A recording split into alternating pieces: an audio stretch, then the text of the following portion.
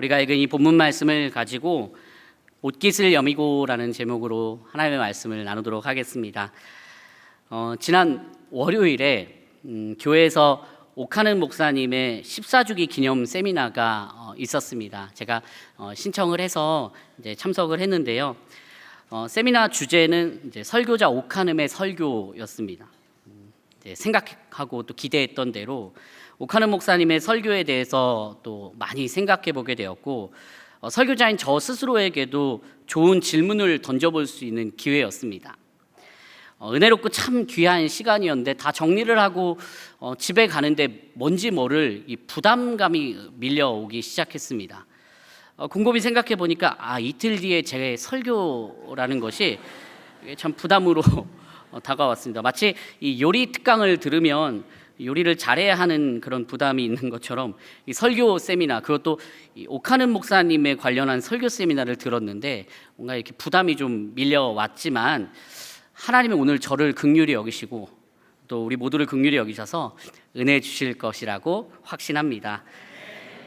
옥하는 목사님의 이제 설교에 대한 세미나를 듣고 제가 집에 가서 마저 했던 일은 제자 옥하는이라는 영화를 다시 보는 일이었습니다. 일전에도 본 기억이 있지만 다시 한번 처음부터 보는데 정말 많은 생각을 하게 했습니다. 신앙인으로서 또 목회자로서 옥 목사님과 그분의 삶이 던져주는 그 메시지가 계속해서 울림이 될 수밖에 없었습니다. 그리고 신앙인으로서 기본을 잘 지키며 살아가고 있는지, 그리고 목회자로서 이 자리에서 맡은 바 목양을 잘 감당해 나가고 있는지 점검해 보게 되었습니다. 여러분, 이렇게 무엇인가를 통해서 스스로를 돌아보고 점검한다는 것을 옷깃을 여민다라고 표현하기도 합니다. 실제로 국어사전에서는요, 경건한 마음으로 옷을 가지런하게 하여 자세를 바로잡는 행동을 이 옷깃을 여민다라고 표현하고 있습니다. 설명하고 있습니다. 무언가 우리를 압도하는 대상이나 사건을 만났을 때 이렇게 옷깃을 여미면서 마음을 점검해 볼 수 있습니다. 성경에도 옷깃을 여미는 한 사람이 나오는데요, 오늘 본문을 중심으로 함께 살펴봤으면 좋겠습니다. 우리가 읽은 이 본문을 이해하기 위해서는 분열 왕국의 이야기를 빼놓을 수 없습니다. 솔로몬까지 내려오던 통일 왕국은 솔로몬의 아들 르호보암이 왕위에 오르면서 둘로 쪼개집니다. 그리고 남쪽은 남유다, 북쪽은 북이스라엘로 불리게 되죠. 우리가 읽은 이 본문 말씀은 유다의 요시야 왕 시대인데요, 요시야 왕의 증조 할아버지가 바로 우리가 잘 아는 히스기야입니다. 성경은 히스기야가 다윗과 같이 여호와 보시기에 정직했다라는 평가를 하고 있습니다. 우리 잘 알고 있죠. 그는 선대 왕들과 다르게 이 산당을 제거하고 이 아세라 목상을 깨뜨리는 등의 어떤 종교 개혁을 이루어냅니다. 굉장히 훌륭한 왕이죠.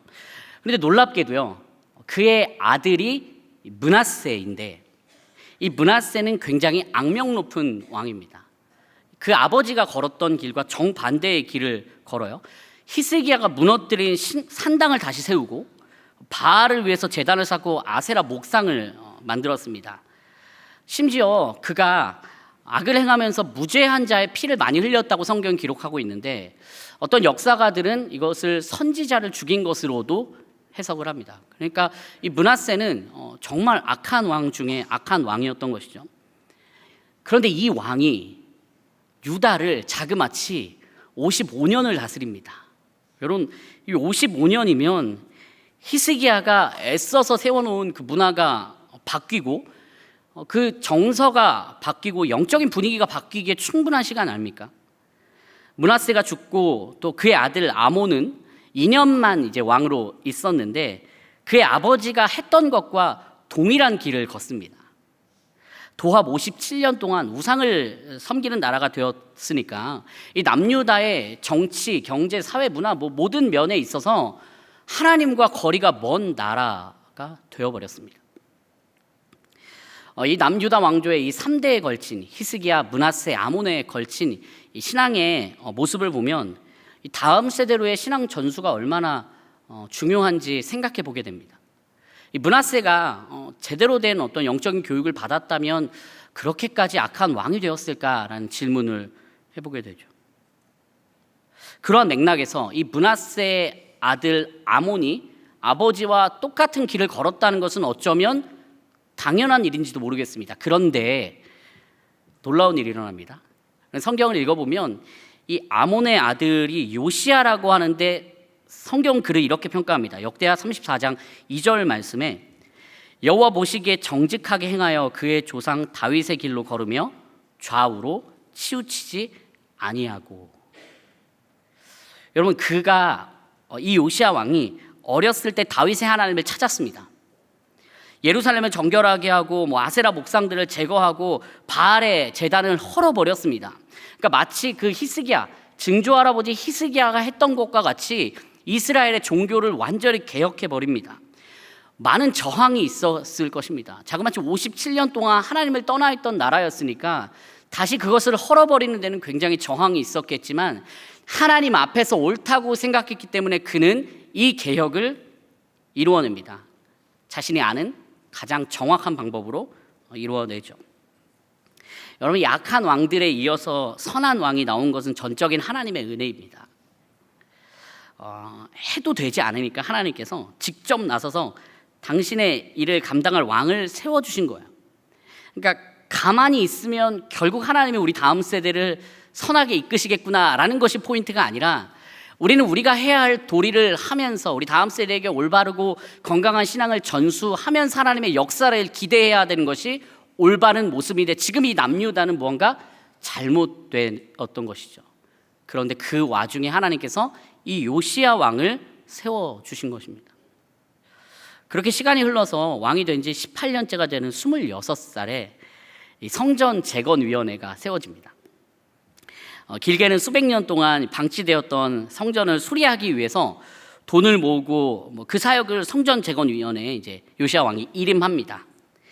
그렇게 성전을 이제 수리하다가 굉장히 드라마틱하게 책 한 권이 발견이 되는데 여러분, 이 책이 바로 얼마나 오랜 시간 동안 감춰져 있었는지 모를 율법책이었습니다. 그래서 이제 제사장이 이제 이 왕에게 가지고 와서 이 책을 발견했다라고 이야기를 하면서 그 책을 읽어주는데요.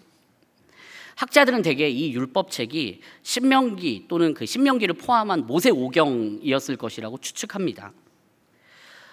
또 이것이 성전에 숨겨져 있었던 이유를 한 두 가지 정도로 보는데, 하나는 말씀을 지키고 싶었던 사람들이 의도적으로 숨겨놨거나 하나님의 말씀을 듣고 싶어하지 않았던 왕이 숨겨놨거나 이 두 가지 정도로 이유를 말합니다. 근데 이유야 어찌되었던 수십 년 동안 유다에는 하나님의 말씀이 끊어져 있었습니다. 요시야는 왕이 되어서 나름대로 개혁을 단행했지만 그 앞에서 사반이 읊어주는 율법책의 내용을 들으면서 충격에 빠집니다. 그리고 그는 어떠한 반응을 보였을까요? 아니, 어떠한 반응을 보이는 것이 올바른 반응일까요? 여러분, 혹시 콩코드 오류라는 것을 들어보셨습니까? 콩코드 오류. 아마 이 콩코드 여객기는 이제 많이 들어보셨을 것 같은데요. 비행기를 잘 만들어내는 것이 곧 국력이라고 했던 그 시대에 영국의 항공사, 프랑스의 항공사가 손을 잡고 만든 것이 이 콩코드 여객기입니다. 그러니까 이 콩코드 여객기가 파리에서 뉴욕까지 3시간이면 갈 수 있을 정도로 빠른 비행기로 제작이 되었으니 이 국제사회에서 굉장히 이슈가 되었을 것이고 이 프랑스와 영국을 무시하지 못했을 겁니다. 그런데 문제가 있었어요. 이 콩코드 여객기는 연료가 굉장히 많이 들어가고 실용성도 낮고 그리고 사람을 많이 태울 수도 없어서 적자가 날 수밖에 없는 구조였습니다. 이렇게 적자가 난다는 것은 기업 입장에서는 점검 포인트가 됩니다. 이 상황에 빠르게 이제 판단을 해서 운항을 중단하거나 다른 대안을 만들어야 하는데 이 프랑스와 영국은 자존심을 버리지 못했습니다. 이게 어떻게 만든 건데, 그리고 지금 이것을 취소하겠다고 하면 국제사회에서 그들이 얼마나 웃음거리가 되겠습니까? 그런 생각이 있었던 것 같습니다. 그래서 27년 동안이나 이것을 운항을 하는데 마침내 탑승자 이제 전원이 사망하는 그런 어떤 사건을 겪고 나서야 2003년에 콩코드 프로젝트가 종료됩니다. 이 본전과 자존심을 생각해서 누가 봐도 잘못된 것인데 그것을 더 심화시키는 선택을 콩코드 오류라고 합니다. 쉽게 말해서는 우리가 신발을 이제 샀는데 사이즈가 작아요. 누가 봐도 사이즈가 작은데 너무 예뻐요. 그래서 이걸 작지만 불편함을 감수하며 신으면서 주변에 겉면을 이렇게 뿌리치고 딱 맞는다고 이야기한 뭐 이런 상황이 콩코드 오류라고 볼 수 있습니다. 요시아가 자신의 삶을 점검하게 되는 계기를 만납니다. 하나님의 말씀으로요. 그런데 그는 콩코드 오류에 빠지지 않습니다. 내 삶에 무엇이 잘못되었는지 깨닫고 반성하고 또 마땅한 반응을 보이는데요. 요시아가 보인 반응이 오늘 우리가 기억해야 할 내용입니다. 곧 신앙의 옷깃을 여미는 세 가지 방법입니다. 첫 번째는 하나님의 말씀을 기준으로 세워야 합니다. 하나님의 말씀을 듣고 요시아는 이렇게 말합니다. 34장 21절에 너희는 가서 나와 및 이스라엘과 유다의 남은 자들을 위하여 이 발견한 책의 말씀에 대하여 여호와께 물으라. 우리 조상들이 여호와의 말씀을 지키지 아니하고 이 책에 기록된 모든 것을 준행하지 아니하였으므로 여호와께서 우리에게 쏟으신 진노가 크도다 하니라 라고 이 요시아 왕이 자신들의 상황을 객관적으로 평가하며 이렇게 이야기를 하고 있습니다. 그는 하나님의 말씀을 기준으로 세우고 그 말씀에 자신과 남유다의 모습을 비춰보고 잘못됨을 깨닫습니다. 나름대로 잘 살고 있다고 생각했고 또 나름대로 개혁을 잘했다라고 생각했지만 하나님의 말씀에 자신의 삶을 비춰보니 엉망진창이었습니다. 하나님의 말씀은 이러한 능력이 있습니다. 우리의 죄를 드러내줍니다. 로마서는 이렇게 이야기를 하고 있습니다. 율법으로 말미암지 않고는 내가 죄를 알지 못하였으니 곧 율법이 탐내지 말라 하지 아니하였더라면 내가 탐심을 알지 못하였으리라. 하나님이 이것을 죄라고 말씀해 주시니까 우리가 그것을 죄로 받아들이는 겁니다. 율법이 이런 기능을 하고 하나님의 말씀이 이런 기능을 하게 됩니다. 즉 하나님의 말씀이 우리 삶의 기준인 것이고 이 기준은 절대 변하지 않는 것입니다. 이 학창 시절에 체육 시간이나 이제 운동장 조회를 하면 꼭 이렇게 운동장에 모였을 때 때때로 선생님이 앞으로 나란히를 시키는 걸 다들 경험해 보셨죠? 이게 그냥 하지 않고 꼭 맨 앞에 있는 사람을 기준으로 세웁니다. 그래서 맨 앞에 있는 사람이 기준 이러면 이제 뒤쪽으로 이렇게 앞으로 나란히 하면서 뒤로 가는 거죠. 제가 기억하기로 학창 시절 내내 저는 기준맨이었습니다. 네, 사실은 전 두 번째여 본 적도 없고 늘 첫 번째였기 때문에 제가 그 기준의 역할을 했습니다. 뭐 키는 작아서 기준맨이 되기는 했지만 저에겐 혜택이 있었습니다. 어떤 혜택입니까? 저는 움직이지 않아도 되었습니다.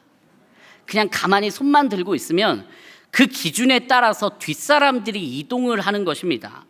기준에 맞추어서 뒤에 친구들이 조금씩 뒤로 이동하는 것이 기준의 역할이죠. 하나님의 말씀 변하지 않는 우리의 기준인 줄 믿습니다. 요시아 왕과 남유다가 하나님의 말씀을 잃어버렸던 시기에는 어떠한 것이 기준인지 몰랐지만 율법을 발견하고 나니까 요시아는 그 말씀이 기준임을 알게 되었습니다. 자신의 삶을 점검하고 옷깃을 여미는 도구로 하나님의 말씀을 삼게 되었습니다. 자신의 삶의 방식에 하나님의 말씀을 맞춘 것이 아니라 하나님의 말씀에 자신과 온 나라가 맞추는 역사가 일어났습니다. 사랑하는 성도님들, 우리에게 기준이 있습니까? 무엇이 우리의 기준입니까? 여러분, 기준은 변하지 않습니다. 이 사람의 기준만 해도 움직이지 말라라고 이야기를 하는데 하나님의 말씀은 영원한 우리의 삶의 기준이 되는 줄 믿습니다. 기준은 절대 변하지 않고 가변적이거나 유한할 수 없습니다. 그것은 기준으로서 자격이 없는 것입니다. 영원히 변치 않고 시들지 않고 마르지 않고 우리의 혼과 영과 및 관절과 골수를 찔러 쪼갤 수 있는 그 능력의 하나님의 말씀이 우리 삶의 기준이 되어야 하는 줄 믿습니다. 사랑하는 성도님들, 우리 한 구절 묵상, 우리 지난 주일에도 담임 목사님 강조해 주셨던 것처럼 한 구절 묵상에 나오는 그 한 구절과 그 한 장이 우리 삶의 기준이 됩니다. 말씀을 사모하며 하나님의 말씀만을 기준으로 삼는 우리가 되기를 소망합니다. 그런가 하면 두 번째로 기억해야 할 것은 진정으로 회개해야 한다는 것입니다. 하나님의 말씀이 내 삶에 관통했을 때 마땅히 보여야 하는 반응이 무엇입니까? 바로 회개입니다. 여러분, 우리가 점심으로 김치찌개를 먹었다고 생각을 해봅시다. 김치찌개를 먹고 거울을 봤는데 고춧가루가 이 치아 사이에 들어와 있는 것을 발견했다면 어떻게 합니까? 우리가 여기서 그것을 묵상하면서 오늘은 한번 이대로 한번 더 볼까라고 이렇게 생각하는 사람이 아무도 없습니다. 바로 그냥 사실은 생각 없이 바로 제거해 버립니다. 하나님의 말씀 앞에서 우리의 모습을 비춰본다면 고민할 여지가 없습니다. 요시야가 그렇게 반응합니다. 왕이 율법의 말씀을 듣자 곧 자기 옷을 찢더라. 왕이 율법의 말씀을 듣자 곧 자기 옷을 찢더라. 그가 견딜 수 없어서 자신의 옷을 찢을 수밖에 없었습니다. 우리는 날마다 하나님의 말씀 앞에 이러한 반응을 보여야 하는 줄 믿습니다. 자신이 하나님 앞에서 얼마나 잘못되었고 내가 얼마나 비참한 죄인인지를 말씀을 통해 깨달아야 합니다. 이 오스왈드 챔버스는 회개에 대해서 이렇게 이야기를 합니다. 회개란 하나님의 관점으로 내가 누구인지를 정확하게 평가하는 것이다. 그러면 지옥불에 합당한 가장 흉측한 죄인을 발견하게 될 것이다. 이때 가난한 심령으로 손을 뻗쳐 십자가의 구속을 붙들고 그리스도 안에서 하나님께 나아가라. 그것이 복음이 말하는 회개이다라고 가르쳐주고 있습니다. 날마다 내가 얼마나 비참한 죄인인지 깨닫고 그 죄를 하나님 앞에 고하며 스스로 점검하는 것이 날마다 이루어져야 합니다. 여러분, 죄를 모아두었다가 한 번에 하는 것이, 한 번에 고하는 것이 회개가 아닙니다. 사울과 같이 다메섹 도상에서 주님을 만나 이제까지 살아왔던 모든 삶을 부정하며 회개하는 것도 회개이지만 우리는 말씀을 통해서 날마다 우리의 죄를 깨닫고 점검하며 옷깃을 여미는 행동이 필요한 것입니다. 그런데 이 요시야는 이 회개를 자신만 하는 것으로 그치지 않습니다. 우리가 읽었던 본문 29절 말씀에 왕이 사람을 보내어 유다와 예루살렘의 모든 장로를 불러 모으고, 여러분, 사람을 불러 모아서 왕으로서 백성들의 회개를 촉구하고 있습니다. 하나님과의 언약을 다시 세우고 있습니다. 이 개인의 회개가 공동체의 회개로 확장되며 온 나라에 하나님의 말씀을 선포하고 있습니다. 그리고 그 반응은 회개로 나타납니다. 그런가 하면 마지막 세 번째로 우리가 옷깃을 여미는 방법은 말씀을 기준으로 삶을 교정해야 한다는 것입니다. 말씀을 기준으로 삼고 그 기준에 의해서 내가 잘못되었음을 깨달았다면 이제는 삶을 교정해야 합니다. 요시야는 온 국민과 회개를 한 이후에 이스라엘에 속한 땅에서 가증한 것을 다 제거합니다. 그리고 대망의 유월절을 지킵니다. 35장 1절 말씀입니다. 요시야가 예루살렘에서 여호와께 유월절을 지켜 첫째 달 14째 날에 유월절 어린 양을 잡으니라 라고 하면서 35장이 시작되고 있습니다. 여러분, 유월절이 어떤 날입니까? 이스라엘을 구원하신 하나님의 역사하심을 기리고 기념하는 날입니다. 이스라엘 민족의 정체성을 기념하는 그런 절기입니다. 하나님은 출애굽기 12장 24절에서 유월절을 대대로 지킬 것을 이스라엘 백성에게 강하게 명령하고 있습니다. 그런데 시간이 흘러서 점점 이 구원의 감격이 흐려지고 있습니다. 다른 세대가 나타나자 유월절을 제대로 지키지 못하게 되었습니다. 아마도 형식만 남았거나 잘못된 형식의 유월절을 지켜왔는지도 모르겠습니다.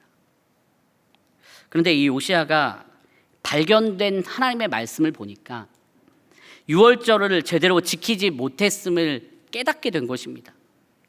이제 온 백성들에게 유월절을 제대로 지키라고 명령합니다. 여러분, 그 제대로 지킴의 기준이 무엇입니까? 바로 하나님의 말씀입니다.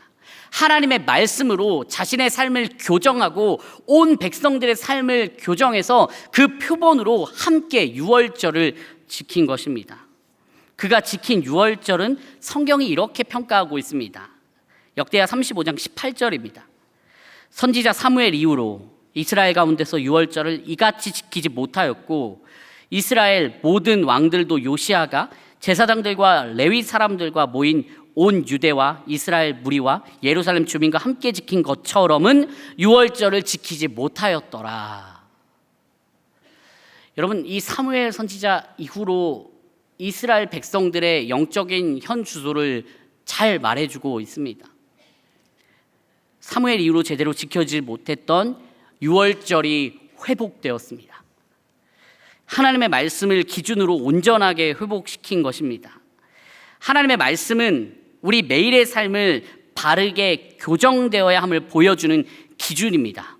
하나님의 말씀을 보면 우리는 마땅한 반응으로 회개하게 되고 그것에 따라서 우리의 삶을 교정할 수 있습니다. 진정한 회개 이후에 우리는 삶을 교정하는 것으로 나아가야 하는 줄 믿습니다. 사랑하는 성도님들, 이 요시야 왕의 이 이야기 그리고 이 남유다의 이야기는 우리에게 참 큰 울림을 줍니다. 특별히 그들이 하나님 앞에서 보인 세 가지 반응을 우리는 되새겨볼 필요가 있습니다. 첫 번째로 그들은 하나님의 말씀을 기준으로 세웠습니다. 발견되는 하나님의 말씀 앞에서 자신의 삶의 습관을 고집하고 또한 우기는 것이 아니라 하나님의 말씀 앞에 자신의 삶을 온전히 맞추었습니다. 그리고 그 말씀 앞에서 옷을 찢으며 회개로 반응했습니다. 그리고 말씀을 기준으로 마침내 온 국민들과 그들의 삶을 교정하였습니다. 그래서 33절 말씀과 같이 백성이 그들의 조상의 하나님 여호와께 복종하고 떠나지 아니하였더라라고 이야기되고 있는 것입니다. 성전을 수리하다가 발견된 그 율법, 하나님의 말씀, 그것은 결코 우연이 아니었을 것입니다. 그리고 그것을 요시야 왕이 발견했고 그 요시야가 개혁을 이루어낸 것도 하나님의 섭리 가운데 있는 줄 믿습니다. 성도님들, 2학기가 시작되었습니다. 이제 방학을 마무리하고 교회에서는 다락방이 개강하고 신앙 강좌들이 시작되며 다양한 사역들이 재개되고 있습니다. 2학기를 시작하는 이 시점에 우리는 우리의 옷깃을 여며야 합니다. 좋은 글과 또한 뛰어난 신앙인의 삶이 우리의 옷깃을 여미게 하기도 하지만 무엇보다 변하지 않는 하나님의 말씀을 기준으로 우리 신앙의 옷깃을 여밀 수 있기를 간절히 소망합니다. 이미 말씀드렸던 것처럼 한 구절 묵상을 통해서 또한 우리 개인의 경건의 생활을 통해서 내 옷깃이 흐트러져 있는 것을 깨달았으면 좋겠습니다. 다시 여미면 됩니다.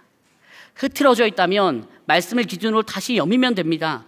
포기하지 않고 매일 말씀을 묵상해도 흐트러지는 내 모습에 실망하는 것이 아니라 그러면 또다시 말씀 앞으로 나와서 옷깃을 여미면 되겠습니다. 매일매일 하나님의 말씀 앞에서 우리의 모습을 점검하면 좋겠습니다. 대학 시절에 수업을 통해서 교수님이 말씀해 주셨던 것이 저에게 도전과 위로가 되었습니다. 이 성령 충만에 대해서 설명을 해 주셨는데요. 성령 충만에 대해 설명해 주시면서 성령 충만의 유통기한이 얼마나 될까요? 라는 질문을 던지셨습니다. 여러분, 우리가 성령을 이렇게 충만하게 은혜를 받고 성령이 충만하면 그 유통기한이 얼마나 될까요? 네, 그 교수님께서는 하루라고 말씀하셨습니다. 하루. 성령 충만의 유통기한은 하루다. 그 어떤 누구라도 이 세상에 살아가고 있는 사람이라면 하루 이상 하나님의 말씀을 멀리했을 때 내 안에 성령이 충만할 수 없다는 것을 쉽게 설명해 주신 것이죠. 이번 여름 사역 때 우리 교회에 참 큰 은혜가 있었고 우리는 재충전을 통해서 많은 은혜를 받기도 했을 것입니다. 그런데 여름 사역을 통해서 받은 은혜로 2학기를 내내 살아갈 수가 없습니다. 수련회를 통해 변화되었다고 해서 저절로 계속 유지되는 것이 아닙니다. 이번 2학기 다락방에서 나누는 말씀과 한 구절 묵상을 통해 접하는 말씀, 그리고 매 예배 시간에 하나님이 주시는 메시지를 통해서 옷깃을 여미는, 매 순간마다 옷깃을 여미는 도구로 사용하는 우리 성도님들이 되시기를 축복합니다.